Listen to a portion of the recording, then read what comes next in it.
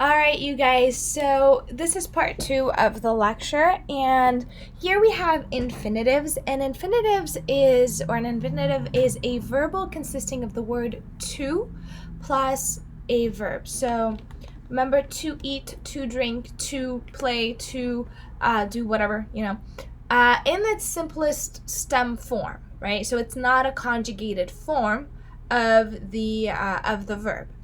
And here, an infinitive, it functions as a noun, as an adjective, or as an adverb. Remember that in a gerund, we can only see it as functioning as a noun. Here we have it function as a noun, as an adjective, and or as an adverb. So the term verbal indicates that an infinitive is based on a verb, and therefore it expresses an action or a state of being. However, the infinitive may function here. Again, we can use it as a subject, as a direct object, subject of the complement, adjective, or adverb in the sentence, which is a little bit different than, these aspects are additional to the ones from the gerunds that we were talking about. Okay, so, although an infinitive is easy to locate because of the word to plus the verb, deciding what function it has in the sentence can sometimes be a little bit confusing. Okay, so because it's easy to see it, because it has to in front of it, but it's not easy to know what happens to it because we don't know where it is exactly in the sentence. So to wait seemed foolish when decisive actions was required. To wait here is the subject. Okay, that's what's doing the action, to wait. So it is used in the place of the subject. Let's highlight that part and highlight over here, subject. Everyone wanted to go.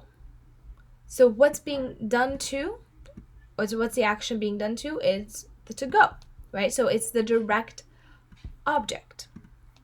His ambition is to fly. To fly is the subject complement. So it's complementing the subject, which is him, right? Or his ambitions. He lacked the strength to resist. To resist is describing the strength, so it is used as an adjective.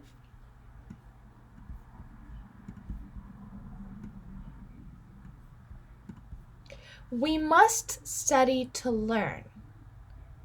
To learn is modifying the verb, which is to study, and it is used as an adverb.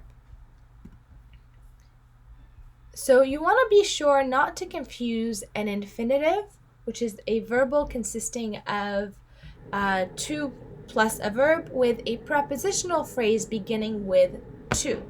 So you have to make sure that when you see to, it's not the subject of a preposition, or it's not part of the prepositional phrase. It is functioning. It is an infinitive functioning as one of the things we said before, which is a noun, an adjective, or an adverb.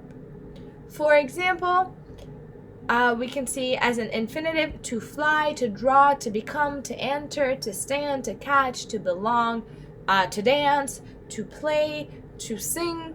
These are all infinitives, to plus verb. So, but not every time we see to, it's an infinitive. Sometimes it is a prepositional phrase, which is, for example, to him, to the community, to my house, to the mountain, to us, to this address. So I hope this makes sense. If it doesn't, let me know. Ask me questions. I'm here, and you guys can send me an email. You can comment on the video, I suppose, or you can just let me know.